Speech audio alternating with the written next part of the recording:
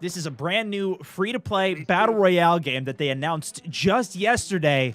Oh yeah, and it also came out yesterday. A huge shout out to Apex Legends, also the sponsor of this video. Click the link in the description to download it now on PC, PlayStation, as well as the Xbox. I had a few hours to play this game at an event last week, talk to some of the developers, and get some inside information, which I think helped me going into this footage that you see here, which was from yesterday's live stream. So I wanted to put together this top 10 tips guide, but start from the beginner's perspective, because I know everybody out there is new. Some of these things may change over time, and you can keep an eye on the comments. And if you like this and want to see more tip videos from me over time, let me know and we could do that. Without further ado, my first point is there is no fall damage and no team damage. No matter how high up you go, whether it's on the loot ship, you redeploy, you're on top of a building and need to get down to save a teammate, jump straight off, there is no worry. In addition, if your team is pinned down, you have an ultimate ready, throw it in there. That raining death will only hit enemies.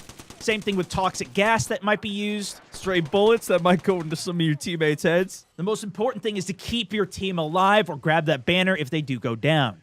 Tip 2 is hold, jump to climb. One of the best things about the Pathfinder character is that he can get up virtually anywhere to get flank routes and catch people by surprise, as well as just to get in more advantageous position up high somewhere. There's a lot of cliff faces that you'll see people on top of that just jumping you're not able to get to. But if you run up to it and hit your jump key and hold it down, your character will start to climb. This is also applicable to getting on top of buildings and roofs. It'll take a few tries, but keep running at that wall and look for a ledge or something that you can grab onto. The character will properly vault, get on it, and that'll give you another chance to jump, wall run up, and reset. There's no proper wall running in this game, and not all ledges work, but there are a lot that you can climb up on to give yourself a better position. The third tip is to only loot the correct items you need. This will obviously save you time, but also save you the hassle of trying to deal with your inventory later. If you have any ammo in your inventory that you can't use, you'll see that red circle.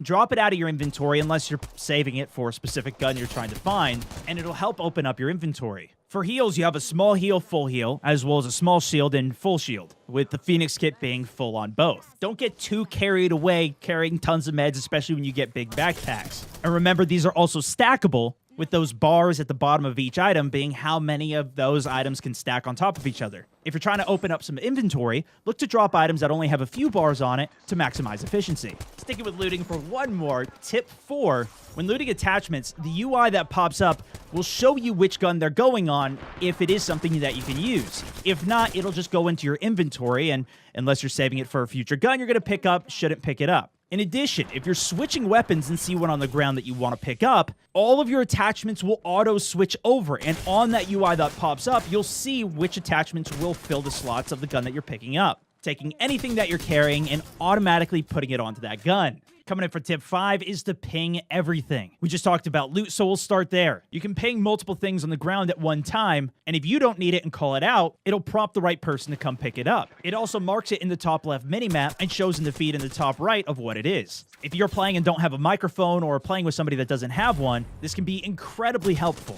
And if somebody does ping something and you want to get dibs on it, or you agree with the command of let's go this direction, if you ping on that same position, it'll confirm it and let that other teammate know. Since this game is only playable as squads, it is incredibly valuable for you and your whole squad to be working together. In the same sense, it is critical that you ping where enemies are. Even if you're on voice comms, having a direct ping of where an enemy is more valuable than a verbal call out that you're trying to piece together. Getting in the habit of pinging it will make sure that you're team firing onto enemy players or help you line up a team shot as an opener even faster. Tip 6 is for the golden armor pieces. There's 4 tiers to each piece of gear that you put on. The first 3 tiers increase the effect and how much benefit you get from it, but the 4th one, that golden item, has a special perk alongside it. The helmet allows your abilities to recharge faster as well as your ultimate. The chest piece makes it so when you do a finishing move execution on somebody, it fully recharges your shield.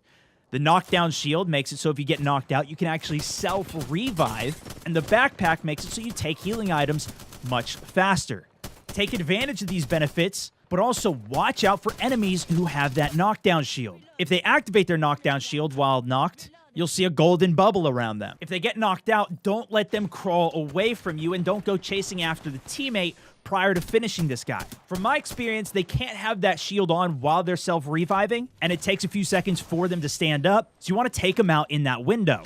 Or do a finisher if needed. But if their partner is trying to bait you away, you could run into more problems if you let this guy self-revive. Coming in for tip 7, in addition to gold armor, there's also golden guns that you need to know. There's a Mastiff shotgun and a Kraber 50 cal sniper rifle that you can both pick up from care package drops. These are extremely powerful weapons. However, they are limited on ammunition, and the ammo doesn't actually take up an inventory slot. Whatever ammo is in the gun when you either pick it up off the care package or pick it up off someone else's body is how much ammo is in that gun, and it cannot be replenished. So if you're starting to get low, it might be worth it to even trade out that gun so you can go into a fight having 2 guns ready in case you need to switch in the middle of fighting. There's also golden guns that you can find on the ground, though. Typically, these are found from hot drops only. They come with all of the best attachments for a gun, and it can be any of the different guns. Those will still take ammo that you need to find on the ground and have in your inventory. It can be replenished. However, you cannot take these attachments off of the golden gun. Now let's get a little bit more into gameplay, with tip number 8 being some of the best weapons so far. Initially, balance is hard to figure out, but there are some guns, at least on day 2, that I think are a little easier to use, especially for a beginner. The gun I think currently is the best is the Peacekeeper shotgun. Compared to the shotgun pistol, it has 6 rounds rather than 3, and packs a much heavier punch than the auto shotgun. On top of that, if you get the choke for it, you can actually hold down your aim down sight button, tightening the spread of the gun over a 3-second period. That will then nearly one-shot somebody if you can be accurate enough. Your goal in this meta is to just not have to reload and be a sitting duck. The shotgun does so much damage, and you can pace your shots out, that while somebody else is running away or trying to reload, you can out-damage them. And of course, it's a shotgun, so it's also much more forgiving if you're not completely on.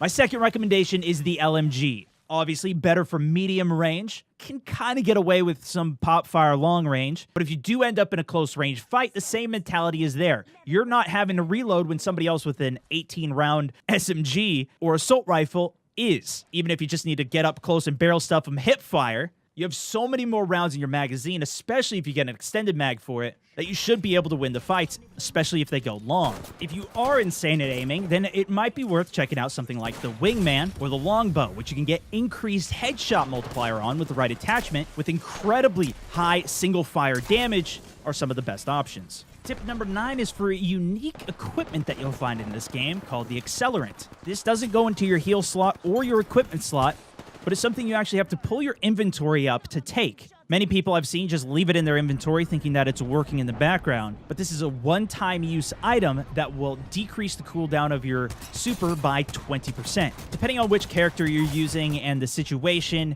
it's very dependent on when you want to use each of the supers. Except for Lifeline. She calls in a care package every time hers is ready, and her ability takes quite a while to recharge. It's important with her, as soon as that ability is ready, to call it in, so that way you can start getting your next one charging up. If everyone on the team gives these accelerants to Lifeline, she can call in more care packages for the team, especially if you don't have the extra inventory room to just carry these around for later in the game. You also often, at the end game, don't have a lot of extra time to just be taking these types of items. If you're in a top 3 situation and wipe out an enemy squad, you can bet that that other team is going to be immediately pressuring you. Funneling these over to Lifeline can help set you up for a good end game. Even if you don't have a Lifeline, though, just prioritizing these to the right member of your team can be a benefit. For example, Pathfinder has a very quick recharge on a zipline, and unless you're trying to get up to somewhere high or reposition quickly, it's better off in the hands of a Gibraltar who can call in an additional airstrike on an enemy team. And finally, tip number 10, play Central Zone. This is highly situational, but it is a good general rule of thumb. If you're not having to deal with the zones, it's one less thing to worry about. If you have a Pathfinder, you can also have him get to towers and determine where the next zone is by hacking in. Some of the very endgame zones can move quite quickly, and being caught out having to heal and shoot is extremely bad to deal with. If you have a Caustic with you, it becomes even better. Get inside that final zone and start throwing your gas traps out early inside of buildings. That area denial will make the teams that are coming in late feel a lot more pressure. Plus, if you're there long enough, you'll get a recharge and can throw even more gas traps down. And if you get lucky enough, you get in the next zone, and those traps will still be applicable, and you can put even more down. While playing Central Zone does increase your odds, it doesn't necessarily guarantee it. So always be ready to adapt and pay attention to when those zones update so you can start making decisions. And if you do find yourself caught out of the zone, know that you can out-heal it quite easily. And you can even use it to get some great flank routes and drop on people in unexpected ways. If you found these tips helpful, give it a like, and if there's anything I missed, let us know in the comments down below so we can use this as a way to learn with each other on the game. Also, if you get any incredible clips in this game, send them in. Link in the description to submit your clips to my Top Play show that I do every Monday with bonus episodes throughout the week. And I'd love to feature more of this game. Again, a huge thank you to Apex Legends for sponsoring this video, and I'll see you guys out there. This is StoneMount64, over and out.